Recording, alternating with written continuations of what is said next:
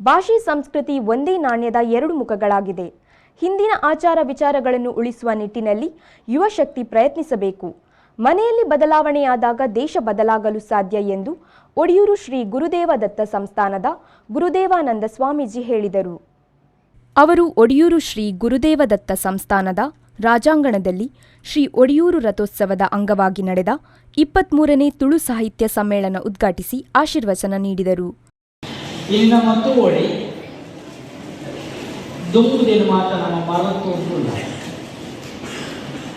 ಇತ್ತೆ ದುಂಬುದ ಜಾಗಲ ಇಜ್ಜಿ ದುಂಬುದ ಮಾಯಿಪುಳ ಇಜ್ಜಿ ಅಡಿಕೊಂಡು ಕೊಂಜ ಇಜ್ಜಿ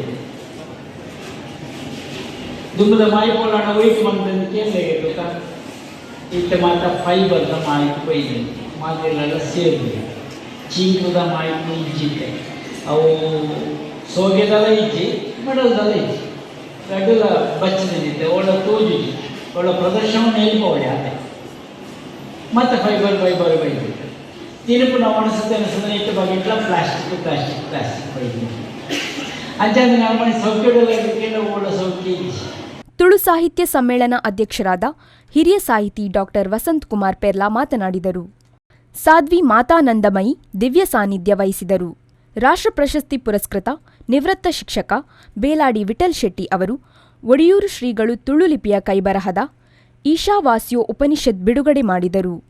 ಅಖಿಲ ಭಾರತ ತುಳುಕೂಟದ ಅಧ್ಯಕ್ಷ ಎಸಿ ಭಂಡಾರಿ, ಬೆಂಗಳೂರು ತುಳುವರ ಚಾವಡಿ ಗೌರವಾಧ್ಯಕ್ಷ ಪುರುಷೋತ್ತಮ್ ಚೇಂಡ್ಲಾ, ದಕ್ಷಿಣ ಕನ್ನಡ ಜಿಲ್ಲಾ ಕ್ಯಾಟರಿಂಗ್ ಅಸೋಸಿಯೇಷನ್ ಅಧ್ಯಕ್ಷ ರಾಜ್ಗೋಪಾಲ್ ರೈ, ಪೂರ್ಣಿಮಾ ಉಪಸ್ಥಿತರಿದ್ದರು. ಮಹಮ್ಮದ್ ಅಲಿ, ವಿ4 ನ್ಯೂಸ್, ವಿಟ್ಲ.